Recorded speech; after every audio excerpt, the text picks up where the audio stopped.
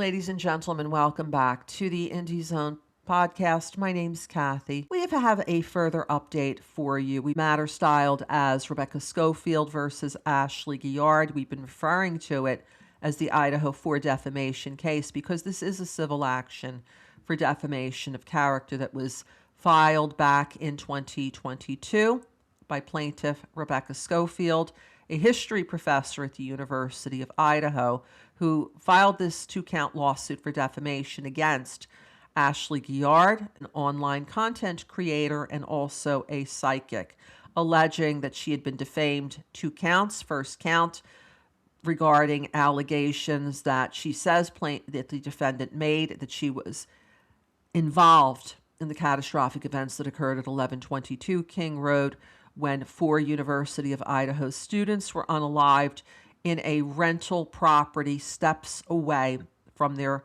campus where they were attending class at the University of Idaho.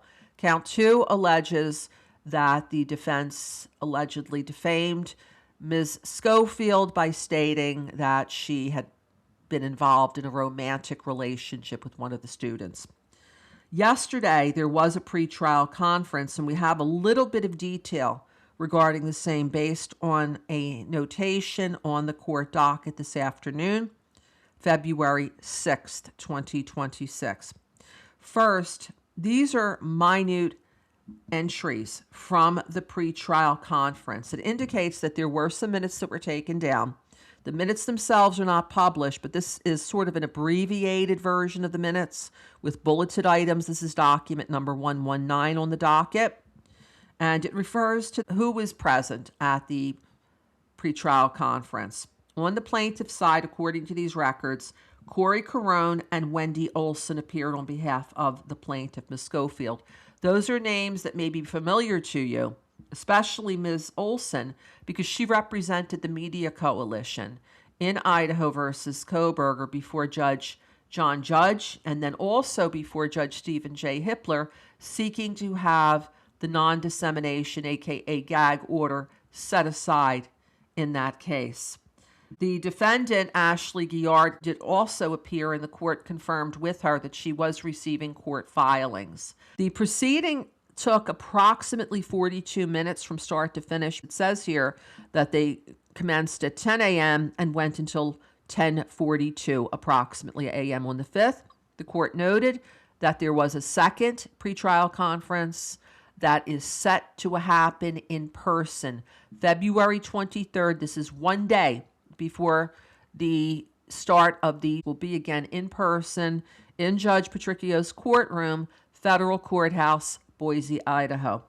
And then he referenced the fact that Ms. Guillard apparently stated that she was going to be filing a motion to continue the trial and that it would be filed by today, Friday, February 6th.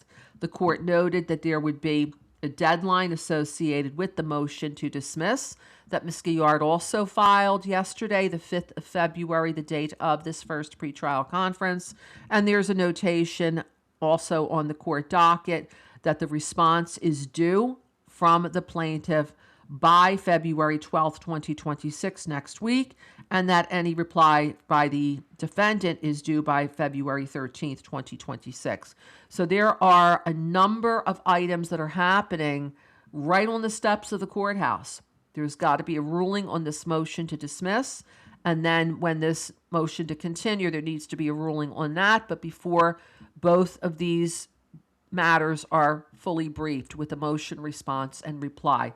Please stay tuned to the Indie Zone podcast. We will continue to keep you posted as to further developments in the Idaho4 defamation case, which is this time is scheduled to commence at jury trial on February 24th, 2026. Until next time, this is Kathy. Thank you for joining us here today.